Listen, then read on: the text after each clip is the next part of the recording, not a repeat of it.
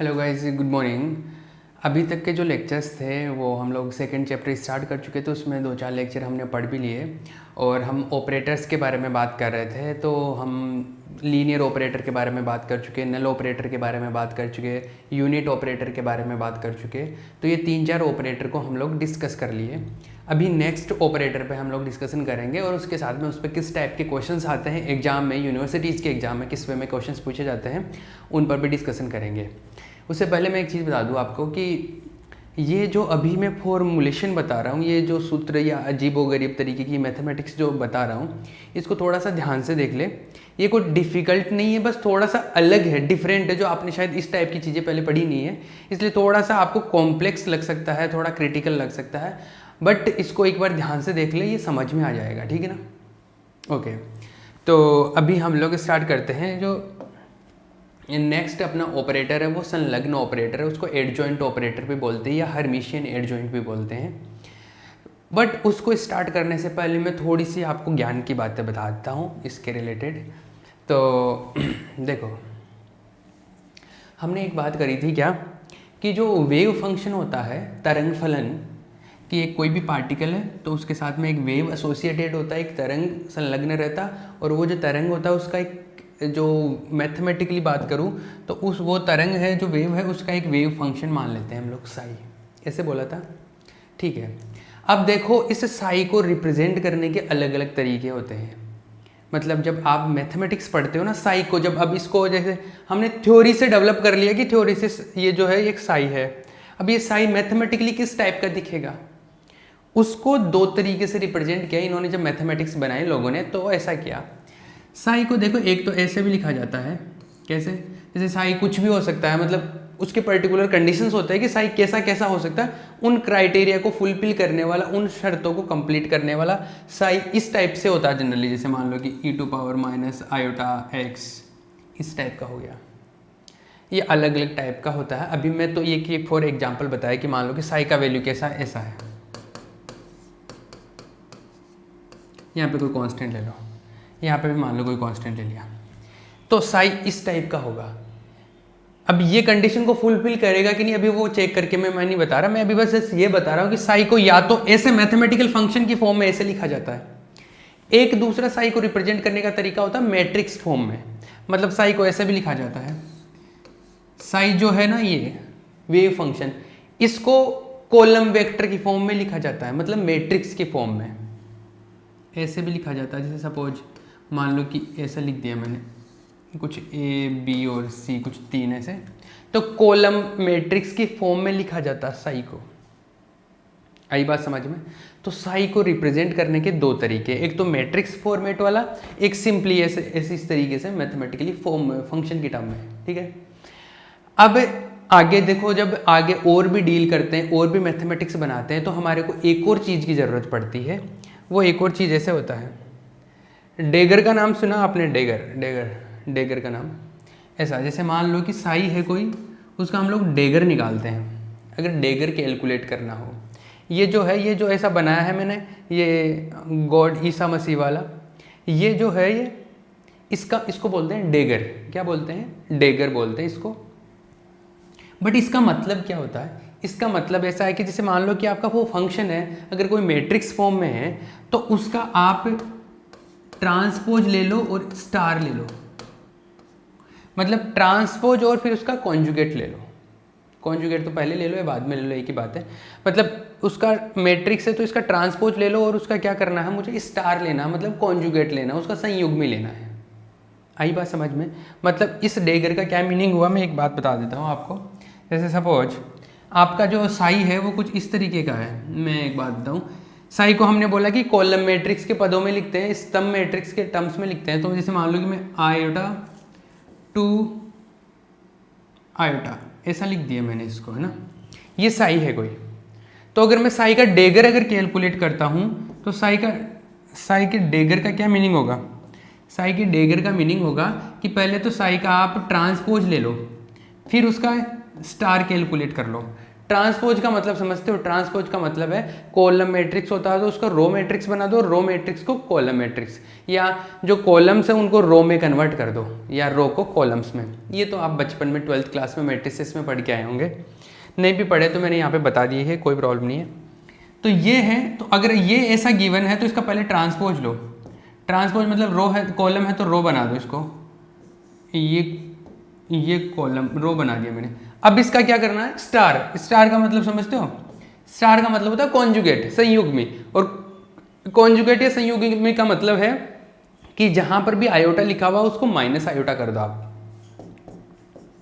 तो इसको माइनस कर दो, ये भी -2 आयोटा हो गया। ये है इसके डेगर का मीनिंग। डेगर का मीनिंग क्या हुआ? ट्रांसपोज का कॉन्जुगेट। समझ में आया? मतलब कि ट्रांसपोज लेके उसका संयुग्मी ले लो, सम्मिश्र संयुग्मी। ये बात चमकी आपको? तो यहां से एक चीज क्लियर होती है क्या, कि अगर अपना जो फंक्शन है वो मैट्रिक्स की फॉर्म में है तो मैं डेगर लेता हूं तो ट्रांसपोज और कॉन्जुगेट लेना पड़ेगा मुझे, ट्रांसपोज के बाद में संयुग्मी लेना पड़ेगा, ऐसा मिल जाएगा। बट अगर मान लो कि जो फंक्शन है वो इस फॉर्म में है, ऐसे अगर फंक्शन इस तरीके से है तो यहां पर अगर मैं डेगर लेता हूं, यहां पर डेगर का क्या मीनिंग होगा? यहां पर डेगर देखो, जैसे ये मान लो ये तो कांस्टेंट है, अब डेगर अगर लेता हूं मैं तो ये तो कांस्टेंट है, कांस्टेंट मतलब ये जो भी है सबका क्या लेना पड़ेगा मुझे? a e⁻∗ x a, इसका ट्रांसपोज और उसका फिर क्या करना पड़ेगा? स्टार लेना पड़ेगा। अब देखो ये मैट्रिक्स फॉर्म में तो है नहीं, तो इसका तो ट्रांसपोज का कोई मीनिंग नहीं रहेगा। मतलब यहां पर केवल स्टार का मीनिंग है। यहां पर किसका मीनिंग है? केवल स्टार का मीनिंग है। इसका मतलब है कि आप बहुत जगह आप ये देखोगे आपके यूनिवर्सिटीज की जो बुक्स है ना जनरली, वहां पर तो डेगर का मीनिंग ही स्टार लिख के कंप्लीट कर दिया जाता है। मतलब इतना लॉन्ग डिस्कशन नहीं करते कि वहां पर डेगर लगाते हैं। तो बहुत सारी जगह पर डेगर ना यूज करके हम लोग केवल स्टार भी यूज कर लेते हैं, क्योंकि जब माइंड में ये चल रहा होता है कि हम लोग केवल इस टाइप का फंक्शन कंसीडर कर रहे हैं तो वहां पर ट्रांसपोज का तो कोई मीनिंग होगा नहीं, क्योंकि यहाँ कोई मैट्रिक्स तो है नहीं कि कॉलम मैट्रिक्स रो बन जाएगी या रो मैट्रिक्स कॉलम बन जाएगा। ठीक है ना?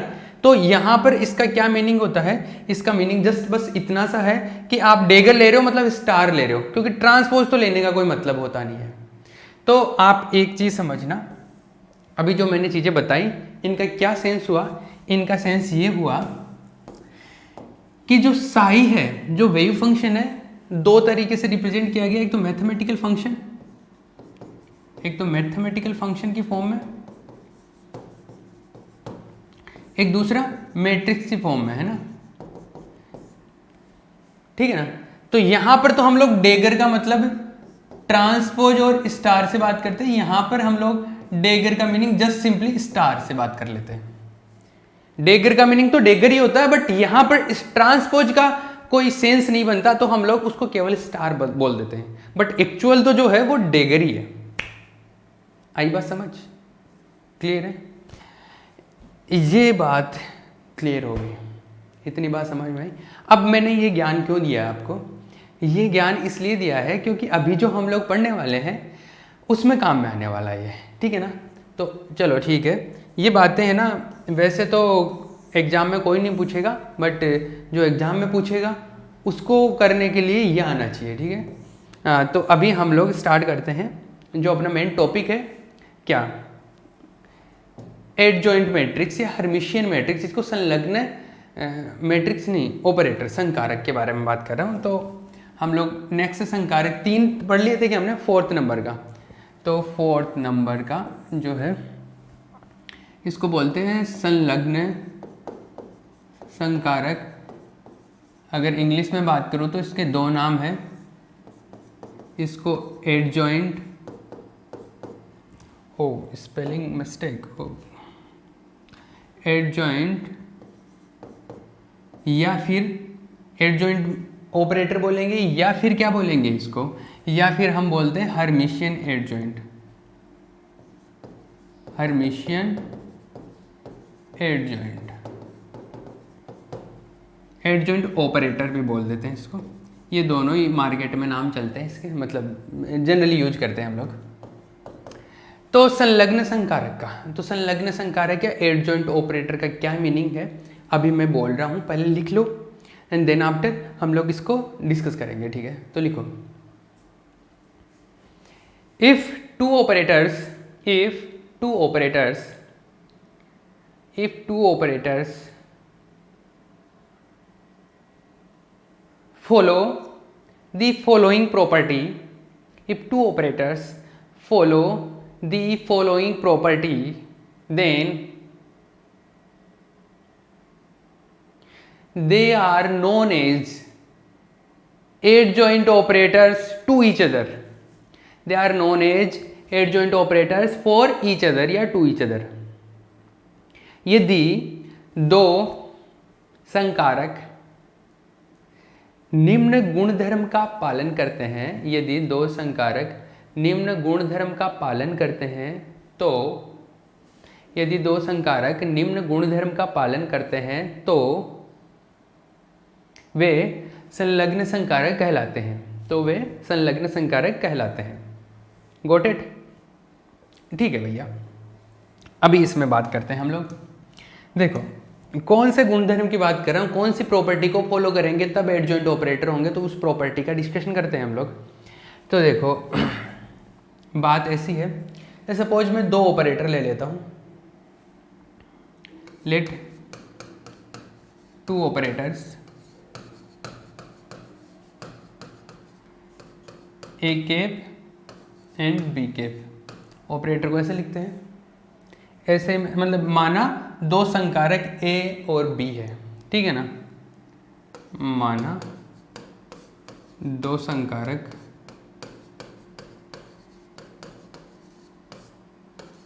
ए एवं बी है, ठीक है। इसी तरीके से दो फलन ले लिए, मान लो दो फंक्शन भी ले लिए, let two functions are wave functions, two wave functions are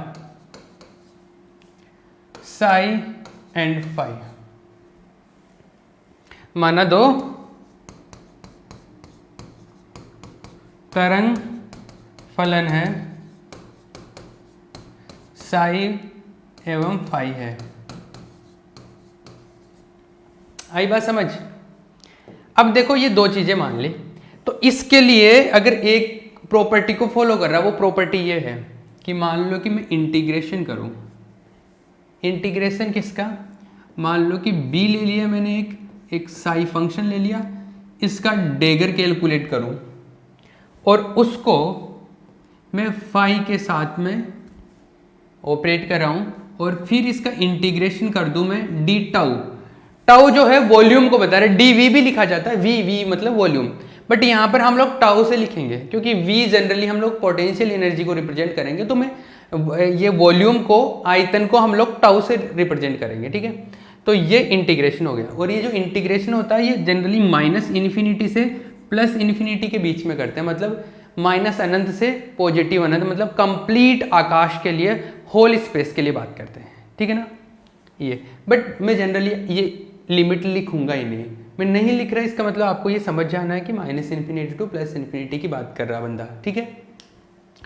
ये चीज ये है, ये किसके इक्वल होनी चाहिए, ये अगर इक्वल है किसके, ये इक्वल है अगर साई डेगर ए फाई डी टाउ, अगर ये इसके इक्वल है तो ये इक्वल होने का मतलब समझ रहे हो आप, ये अगर इक्वल है तो b जो है, मतलब b क्या है, ऑपरेटर ही तो केप लिखना है, इसके ऊपर मैं बारी बारी भूल जाता हूँ, जनरली लिखते भी नहीं है, बट यहां पर अगर ये प्रॉपर्टी को फॉलो कर रहा है a और b, इसका मतलब कि a और b जो है म्यूचुअली कैसे हैं, एडजॉइंट ऑपरेटर, एक दूसरे के संलग्न संकारक कहलाएंगे।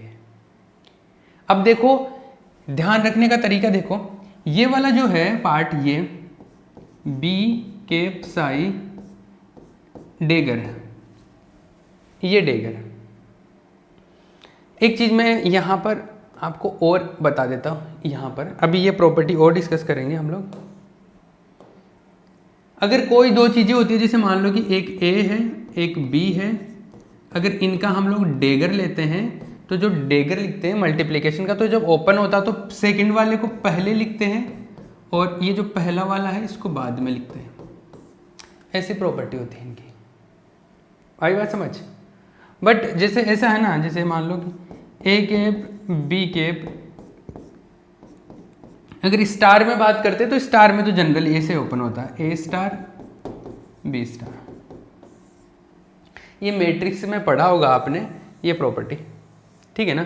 ये ऐसा है, क्लियर है? इस चीज़ का अभी इस चीज़ का मैं यूज करूंगा। तो यहाँ पे मैं ये बताना भूल गया था, अभी देख लो यहाँ पर इस चीज़ को अगर मैं ओपन करता हूँ तो ये क्या बनेगा? ये बनता है साई डेगर और बी डेगर, ऐसा बनेगा। इसका मतलब ये हुआ कि अगर मान लो कि ये चीज़ ओपन होती, ये अगर ओपन होता तो ये देखो क्या बनता, ये अगर ओपन होता ये वाला तो ये क्या बनता? ये बनता यहाँ से साई डेगर बी डेगर फाई डीटो, ऐसा बनता है। और इधर क्या है? ये साई डेगर, इधर फाई है डीटो, मतलब 20 डेगर जो है वो एक कैप के इक्वल आना चाहिए था, यही होना चाहिए था। तो ये इसके इक्वल होने का मतलब ये है कि जो बी डेगर है वो एक्चुअल में ए के इक्वल है। आई बात समझ में? या इसको दूसरे तरीके से ऐसे भी बोला जाता है, इसका दूसरा पैटर्न है कि ए डेगर जो है वो बी के इक्वल है। इसका मतलब है कि अगर दो ऑपरेटर संलग्न संकारक है, अगर कॉन्जुगेट एडजॉइंट ऑपरेटर है, तो इसका मीनिंग ये है कि वो इस प्रॉपर्टी को फॉलो करेंगे, मतलब इस इक्वेशन को फॉलो करेंगे। और इस इक्वेशन को फॉलो करने का मतलब है कि वो इस चीज को फॉलो करेंगे, मतलब एक का डेगर लोगे तो दूसरा ऑपरेटर मिल जाएगा। अब वो किसी का ही डेगर ले लो, बी का डेगर लोगे तो ए मिल जाएगा, या ए का डेगर लोगे तो बी मिल जाएगा। अगर इन प्रॉपर्टीज को फॉलो कर रहे हैं, इस प्रॉपर्टी को फॉलो करेगा तो ऑटोमेटिकली इसको फॉलो कर लेगा, या इसको फॉलो कर रहा तो ऑटोमेटिकली इसको फॉलो कर लेगा। आई बात समझ में? पर ये ध्यान रखने का तरीका देखो, आप बी साई पर डेगर अप्लाई किया, मतलब साई डेगर और बी डेगर आना चाहिए था यहाँ पे। तो साई डेगर बी डेगर अगर मैं इसको ऐसा लिखूं तो ये इसके इक्वल है, और इसके कंपैरिजन करूं तो psi dagger phi phi ditto ditto, तो बी डेगर ए कैप के इक्वल आ गया। आई बात समझ? तो ये समझने के लिए बताया है मैंने सारी चीज, ठीक है? तो अभी मैं इसको हटा देता हूँ, आप चाहे तो इसको ध्यान में रखने के लिए मैथमेटिकली लिख सकते हैं। बाकी मैं ये चाहता हूँ कि क्या ये इक्वेशन को फॉलो करना चाहिए। वो जो गुणधर्म की बात कर रहा था मैं, जो प्रॉपर्टी की बात कर रहा था कि कौन सी प्रॉपर्टी को फॉलो करेगा तो एडजॉइंट ऑपरेटर होगा, that is this property. Cool है? ओके। अभी मैं इन सबको हटा रहा हूँ, ये आप रफ के लिए काम में ले सकते हो क्योंकि ये समझने के लिए बहुत जरूरी चीज है। Got it? चलो भैया आगे बात करते हैं हम लोग। तो ये मतलब ये हो गया, तो इसके बाद में ये भी लिख लेना। तो अगर कोई ये है तो इसका मतलब है कि एडजॉइंट ऑपरेटर है, दोनों एक दूसरे के लिए संलग्न संकारक होंगे अगर इस प्रॉपर्टी या इसको फॉलो कर रहा है तो। अब आगे बात करो, देखो एडजॉइंट ऑपरेटर के और भी जैसे प्रॉपर्टीज होते हैं और गुणधर्म होते हैं, इसके एडजॉइंट ऑपरेटर में पढ़ रहे हैं, इसके थोड़े गुणधर्मों के बारे में पढ़ रहे हैं। मतलब अगर कोई एडजॉइंट ऑपरेटर एडजॉइंट लेते हैं तो उसका क्या क्या प्रॉपर्टीज और होती है।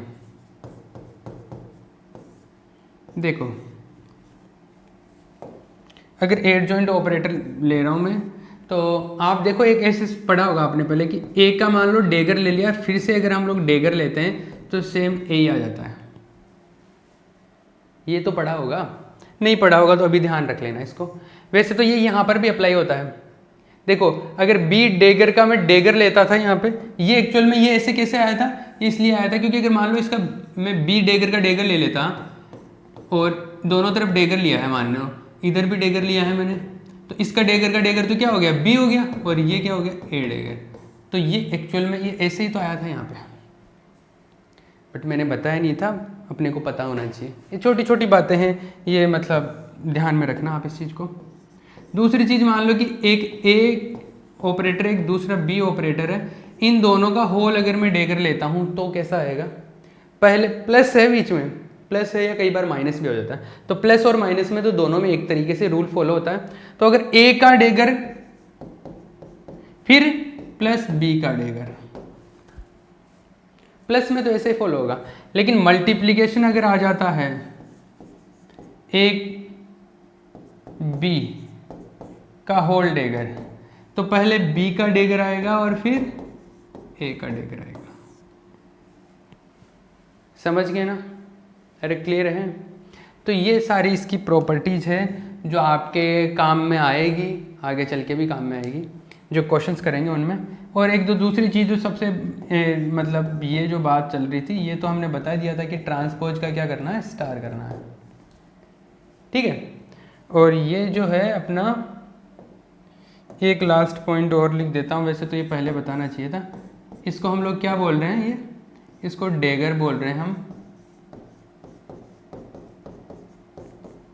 ठीक है। डेगर मतलब एडजॉइंट, इसका मतलब ऐसा हो गया कि ट्रांसपोज का स्टार लेना है। क्लियर है? ये बातें हो गई। देखो एक और चीज़ मैं बता दूं आपको,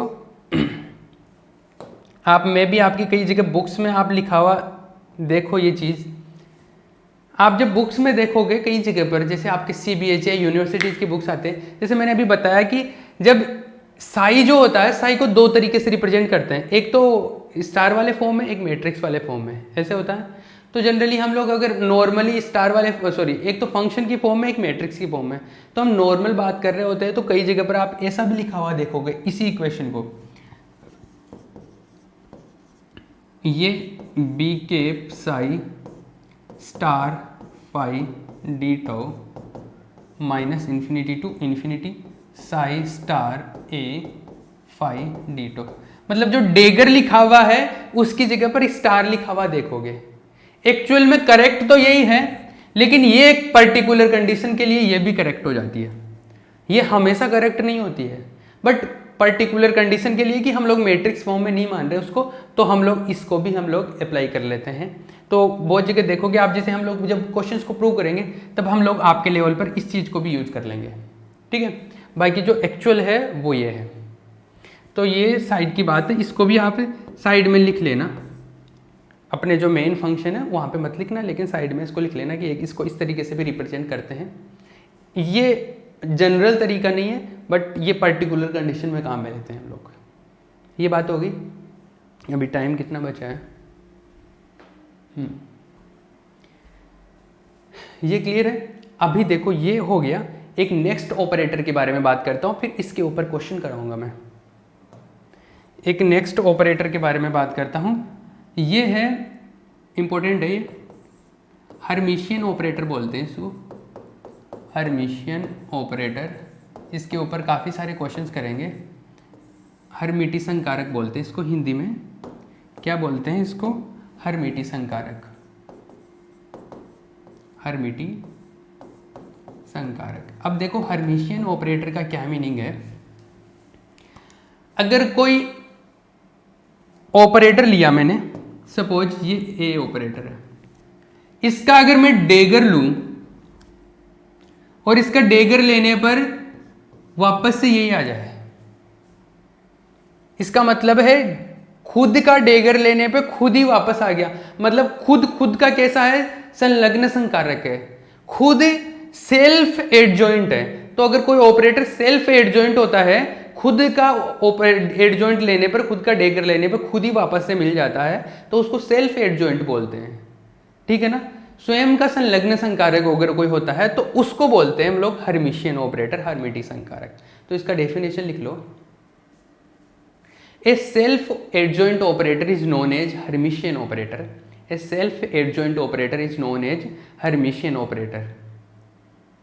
यदि कोई संकारक स्वयं का संलग्न संकारक होता है, यदि कोई संकारक स्वयं का संलग्न संकारक होता है, तो उसे, यदि कोई संकारक स्वयं का संलग्न संकारक होता है तो उसे हर्मिटी संकारक कहते हैं। तो उसे हर्मिटी संकारक कहते हैं, ठीक है। इसका मतलब ये हो गया, ये बात हो गई। क्लियर है? मतलब ये ए डेगर लोगे, खुद ए आ गया, इसका मतलब है कि ए स्वयं का संलग्न संकारक है, सेल्फ एडजॉइंट है, संलग्न संकारक है। मतलब A is self adjoint operator, self adjoint operator, hence अतः ए केप क्या है, हर्मिटी संकारक है, हर्मिटी संकारक। A cap is Hermitian operator, Hermitian operator. ये इतनी बातें आपको चमक गई ना। अब हर्मिशियन ऑपरेटर के ऊपर हम लोग क्वेश्चन करेंगे जो एग्जाम में जनरली पूछे जाते हैं इस चैप्टर से, जो क्वेश्चन किस वे में आएंगे। देखो मैं फिर बता रहा हूँ, ये जो चीज़ें हैं ना आपको दिखने में अटपटी लग सकती है, लेकिन आप एक बार सही तरीके से इन पर फोकस करोगे ना तो कॉम्प्लेक्स नहीं है। ये 4-5 लेक्चर इस टाइप के सेम इसी तरीके से चीज़ें चलेगी। अगर एक बार इनको थोड़ा सहूलियत से दिमाग अगर ध्यान से पढ़ लोगे ना, थोड़ा सा पेशेंस रखे, बहुत सही से क्लियर हो जाएगा, कोई प्रॉब्लम नहीं आने वाली। ठीक है। और लेक्चर्स कैसे लग रहे हैं आपको, कैसे मज़ा आ रहा है कि नहीं आ रहा, आप वीडियोज़ पे मुझे पर्सनली व्हाट्सएप पे मैसेज कर सकते हो, बता सकते हो, और आप चैट में भी जाके मुझे मैसेज कर सकते हो। ठीक है ना, तो आप मुझे बताते रहिए। बाकी मुझे यही एक्सपेक्टेशन है कि आपको शायद अच्छा लग रहा होगा, और नहीं भी लग रहा तो आप मुझे बता देना। और IIT JEM का भी बैच चल रहा है, तो किसी को करना हो IIT JEM की या कोई भी MSc एंट्रेंस की कोई भी कोचिंग, किसी भी फिजिक्स के लिए या मैथ्स के लिए, तो दोनों के लिए चल रहा है। फिजिक्स में पढ़ाता हूँ और मैथ्स के लिए हमारे एक मैडम है IIT बॉम्बे से ही है, तो वो पढ़ाते हैं। ठीक है ना, तो आप पढ़ के देखिए 10-15 दिन। अगर आपको अच्छा नहीं लगता है, आपको समझ में नहीं आता है, या आपको लेक्चर्स अच्छे नहीं लगे, तो आप मत ज्वाइन करो, मत फीस जमा कराओ। अगर आपको अच्छे लगते हैं तो उसके बाद में हम लोग फीस की बातें बाद में, पहले पसंद आना चाहिए ना।